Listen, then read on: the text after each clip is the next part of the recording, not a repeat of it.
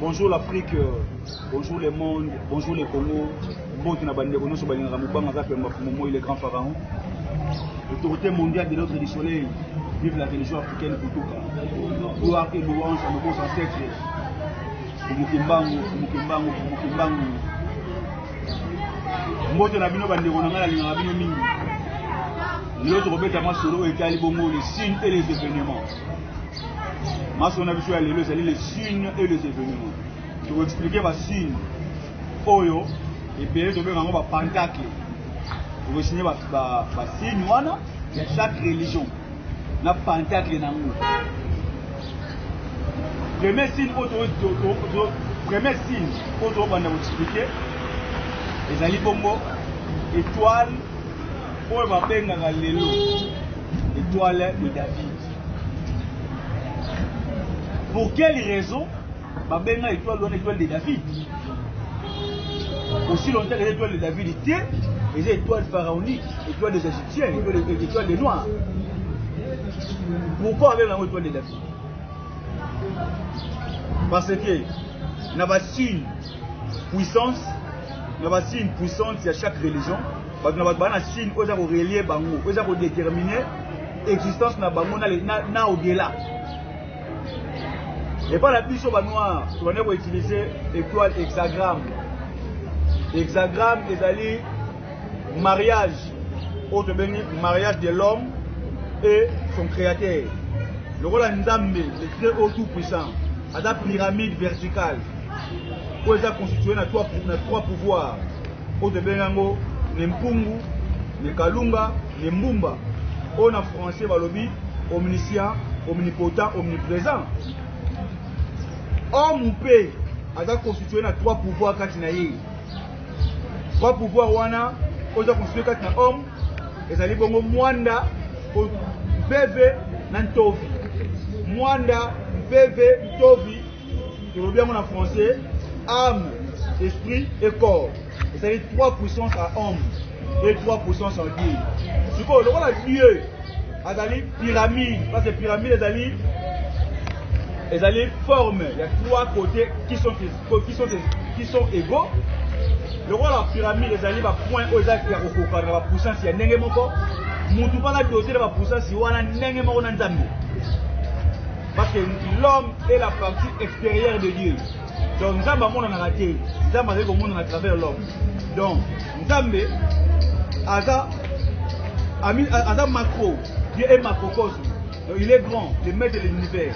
Et l'homme est un microcosme, un petit dans le grand univers.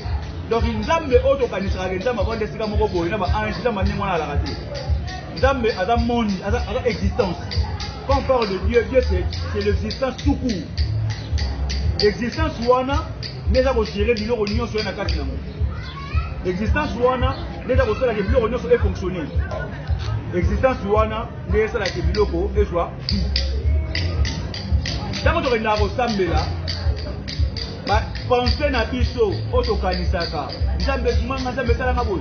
Nzambe pesa ngaboi. Tout au biso sala nga et ça peut être programmé par rapport à bien tout ça. Nzambe a une énergie. Nzambe a un endroit fixe avant de rater. Nzambe a une forme propreté. Et là, mon monde on va Nzambe na forme propre azati. De ma forme nous on Nzambe utilisera pour nous recevoir batu, ba ben en théophanie. De la théophanie, c'est une manifestation divine. Nzambe a forme nous aligné.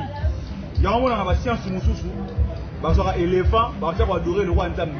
Parce que pour la bango, Nzambe a mis mon isara à travers l'éléphant. Ou est-ce que na l'hindouisme. Et pas ba Rama na Inde. Sur la science abrahamique, il y a des hébreux, on a bango, moto wana o Moïse a pris na nango, ndenze wana Nzambe. Ce qu'on appelle la théophanie. Sur les ba musulmans, bango ba tchara symbole, il y a Sanza na étoile. Pour na bango, Sanza c'est la mer céleste, étoile wana c'est l'esprit du vin pour protéger Ismaël na désir pour faire Miami. Donc batu na batu, parce que comprendre Nzambe selon les Nzambe qui se manifester par na bango. Il y a moi Nzambe qui rappelle na combo propreté, au commun intel. Le tina comme na muba ngaka pia pharaon. Nzambe na combo té. Nzambe to attribuer ka to pesa ba attribution par rapport à ninga za ko se manifester na ba vie na biso. Mais to ba non Nzambe ko mona yango, Nzambe ko mona tel te. Nzambe na ko mo propre. Parce que sur le lot na Israël na religion chrétienne. Ba pesa Nzambe ko mo propre avec comme Yahweh. Eza ko mona été parce que Moïse oyo asala ba console na mibale parce que na bakombo Moïse appelle ça ya ba WH wana vlo wana parce que ezaka na ba voyelle te ba voyelle wana ba babisa mo bango po apesa mo sens ya moni kombo echanja ba musu ba bi Jehova ba musu ba bi Yahweh ba musu ba bi Yahvé donc ba to ba bi Yahvé so robi Jehova on va boya ba bete ke be ko ma Jehova te de ko ma Yahvé ba ba le Yahweh ba ko boya ba ta ba to ba be Jehova donc voilà pour avoir 4 tétagrammes ça va tétagramme tétagramme ngolo ba consonne na ki hébreu mo ya tika ba ko elti to ba luka ba pesa ka sens ya kombo on to benge nani YHWH ils ont un sens té moto ba ki ça va voyelle pour to pesa mo sens signe emblémique emblème ya ba juif eza étoile hexagramme te po hexagramme eza ya biso ba noir bango ba ezaka la menorah ezali chandelier à 7 branches po ba juif ba ezaka religion chrétienne ba hébreu ba ezaka étoile wana te étoile eza ya biso si vous moni mutu alati chaînette ba ti étoile hexagramme bo qualifier que post-chrétien bo qualifier que franc-maçon bo qualifier que je sais pas quoi, en africain, oh, à jouer étoile naïe, on va utiliser un mot, posez la vie. Pyramide d'amour. Pyramide, on va faire un noir, égyptien. Première pyramide, ils allaient inventer, il faut y avoir Khéops. Pour devenir dans la langue africaine, Khufu. Khéops, c'est la première pyramide dans le territoire de Gizeh, l'Égypte. La pyramide mesurait 148 mètres de hauteur. Voilà, c'est voilà mon dans le gratte-ciel. C'est voilà mon dans le building. Il y a rien de chaussées dans la salle. Mais puis, tout ça, il y a pyramide OESA pour mesurer 148 mètres de hauteur à l'époque. Écrit par Khéops. Inventé par Khéops. Il y a rien à Gizeh. Parce que pyramide, pourquoi on a une pyramide? Parce que la pyramide parce que c'est le pharaon a coupi. Pharaon qui veut dire fils de Dieu. Pharaon. Pha veut dire fils. Ra c'est le dieu soleil.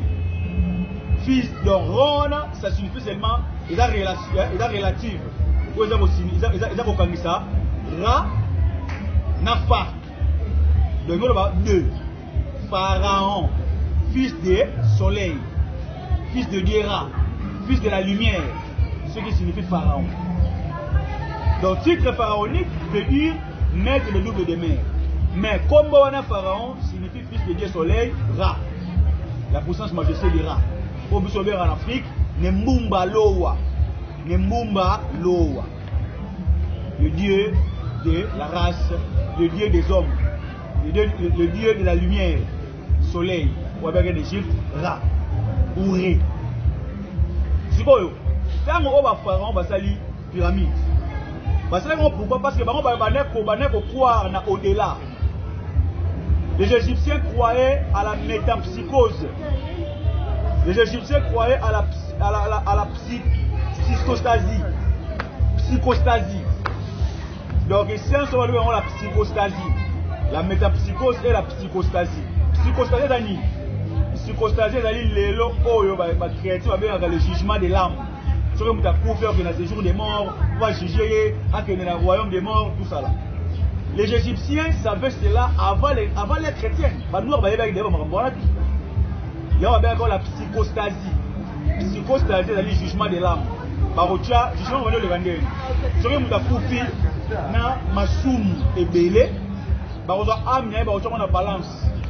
Ce qui âme est pesée, Makasi, c'est que ma souvenir de Mingi, par routine d'Efa, il y a dévoreur, il y a beaucoup de communes, il y a des bon, on va Il y a pour développer comment on va signer et le événement. Pour accéder dans le royaume des morts, beaucoup d'années Osiris, pour avoir Dieu au royaume des morts. Et c'est qu'il y a la bonne foi. Parce qu'à l'époque, la vie d'après, ou avec l'éternité, il y a un cas pour le riche. Donc, donc, si on coupe, il faut en offrande pour ça dans l'au-delà pour qu'on dans le royaume des morts.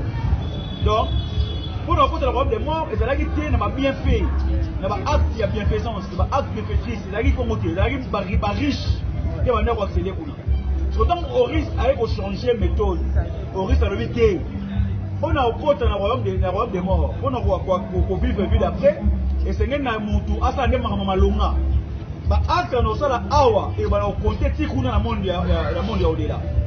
Parce que les gens bateau baza mutima malamu mais baza na ba moyen té.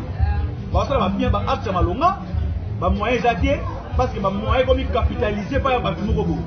À partir d'aujourd'hui richesse ya mutu et côté société mais ce qui compte les gens va bien faire au ça na kati. On ça na richesse en. Il va changer méthode pour accéder dans le royaume des morts pour nous retourner au Osiris et pas au risque pour aller Dieu de la vie humaine. Ça, c'est l'Égypte antique. Pyramide d'amour. Tiens, ma pharaon la pyramide parce que la pyramide signifier l'évolution de l'âme. Tout le monde va venir Kamit. Les Kamit. Non. Ce n'est pas tous les noirs qui étaient Kamit. Parce que comme en Afrique, dans le vrai sens, il y a Ifriqiya. Ifriqiya, terre de feu. La terre du feu, Ifriqiya, de la terre du feu. Parce que nous sommes exposés par le soleil, qui est le feu naturel. Parce que le soleil nous a envoyé, terre, à côté du soleil, 1,880,000 fois. Nous avons le globe, et à côté de moi, 1,880,000 fois. Le mot est là, nous avons la terre, 1,880,000 fois. Donc, il monde. Dans le monde là où réside la puissance de Dieu très haut. La puissance de Dieu très haut, il y a un mot. Il y a un mot de pharaon, il y a adorer le soleil, on a Ré, Oura. Donc, si vous avez dans le soleil Égypte antique, tu as une histoire d'Afrique, pour le moment, autant que ça va noir, que tu as un bokoko, va noir révélé, tu as un bokoko, ça va pauvre. On a dit Makassa. Ça, c'est n'importe quoi. Pourquoi on a sur la terre Makassa? Parce que tant qu'on va salir herbologie, l'étude de plantes, ma petit, les kassa, va bien comme on les kassa. Babi o Moussissa, babi o Mbouma, babi o Avo, babi o Ndete, babi o Tanga, babi loko. Est-ce que yoko dans cette mango, c'est la moelle lamba, on l'a tamo. Bako on va attaquer bijou. Bako on va attaquer maputa. Bako on va attaquer bilamba et solo, bako on va attaquer noble, on va attaquer itoko, on va attaquer bien. Tant qu'on va salir. Bon, donc on va aller au Moro Bondo. Au Moni, dans le monde, on a trois possibilités. Il y a quoi à contact avec l'esprit. Premièrement, il y a un noto, na pomni dans tout là là, na moito na botu, au sein des voyages astral, au continent entité spirituelle, au continent na esprit. Deuxièmement, il y a une intuition. Intuition par rapport à l'intuition. Troisièmement, et là par rapport à la possession. Sur la possession. Possession est dans la deux dimensions. Nous avons une possession positive et une possession négative. Celui qui est possédé par l'esprit génie est un inspiré. Celui qui est possédé par les anges, par l'esprit créatrice, cette personne-là est inspirée à créer ma gloire à Maloma. Mais celui qui est possédé par les esprits inférieurs, il est amputé. Donc non seulement par la possession. Un inspiré, il est possédé par les esprits, par les esprits de l'ingénierie, les esprits de l'invention. Un amputé, c'est une personne qui s'est mis en contact avec les esprits inférieurs. Mais dans la possession positive amène l'homme à créer des inventions. Et la possession négative amène l'homme à faire les désordres. On va bien essayer de mettre en voûté. Dans le bako, on a vu sur le contact qui n'a mindélé. Ils étaient envoûtés. Parce que le contact qui n'a pas l'esprit inférieur, les blancs étaient inférieurs à cette époque-là. Mais on a vu sur la rendre, on a idiotie. Mais on a passé. Allez, parce que le renversement, il va pouvoir. Parce que on a vu idiotie. On va vu sur le bonheur. Na gloire pour voir qui n'a pas on va donner dans le bandeko na ngai bolanda bien. Donc on a beaucoup de magie. Parce qu'il y a une différence entre la magie et la sorcellerie. Parce que la sorcellerie est une science négative qui a pour but de nuire.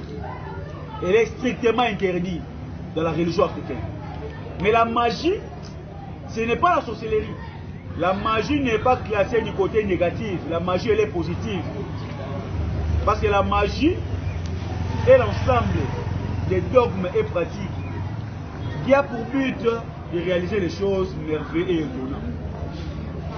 De la magie fait sourire, la magie fait rire, la magie la nuisibilité. Donc on fonde la maramouté. Même l'occultisme. L'occultisme, ce n'est pas de la sorcellerie. L'occultisme, c'est la science des résolutions des problèmes. Ça sert à résoudre les problèmes. C'est ça qu'on appelle un occultisme. Ceux qui vont continuer l'occultisme, ils vont le poser moussous.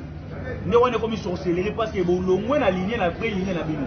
Parce que les gens sont occultés. Dieu il est occulte. Parce qu'à la fin de la raté.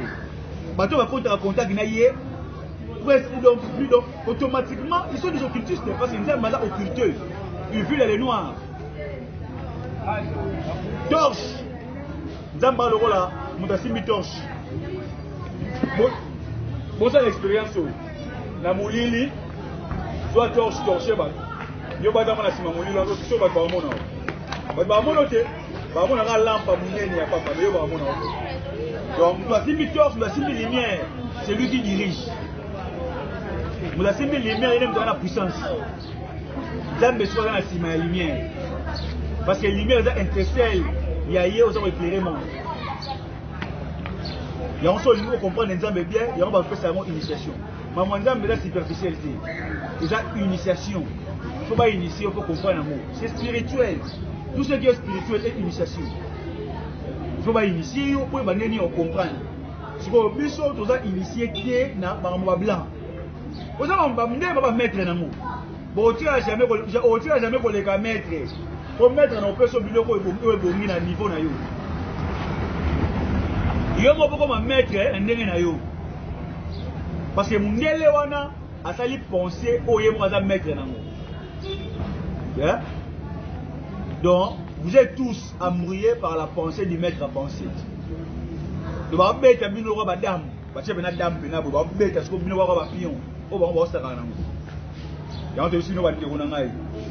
To ko mina 2021 l'année glorieuse du centenaire ya Fumukimbangu. Donc, il y a un centenaire à Fumukimbangu le 6 avril 2021, au Fumukimbangu, 100 ans. Les gens qui ont vu nos bandeko, tous à la première la carte, il y a africanisme. Donc, quoi peut-on savoir le quoi pour on a vu. Donc, je n'ai qui pas vu l'année le 2 juillet 1706.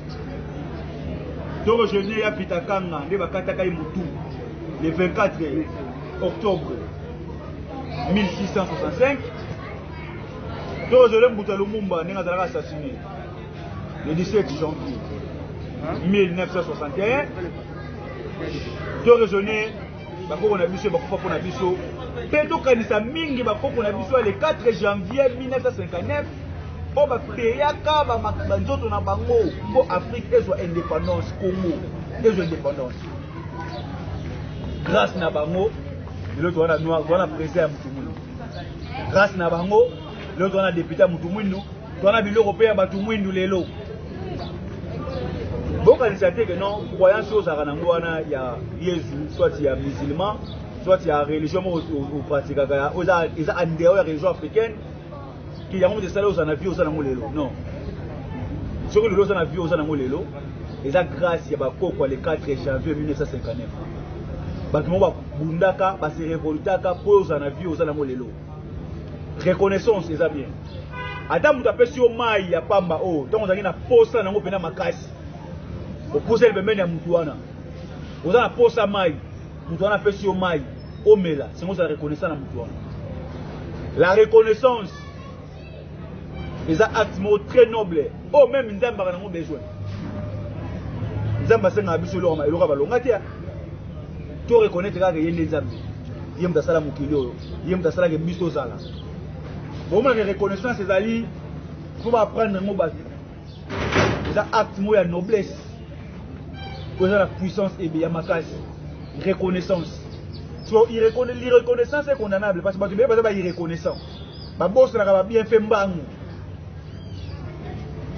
mbangu aboseli nyonso malongo osalelaka ye te toza bato tokometaka baerreur erreur humaine mais erreur wana te efaire effacer biso nyonso ya malonga oyo esalamaka mpe erreur esalama te so moto asali erreur yango oloba teke non depa botama asalaka baerreur eza mpe makambo ya malonga asalela yo te mais osi erreur oconsidere yango plus ke ta nyonso bozalaka na ye wana ya progrès ta nyonso bozalaka na ye wana ya kitoko yo mpo osali nyonso wana ozwika erreur wana ozosala wana mbamoko ofaire condamne yango non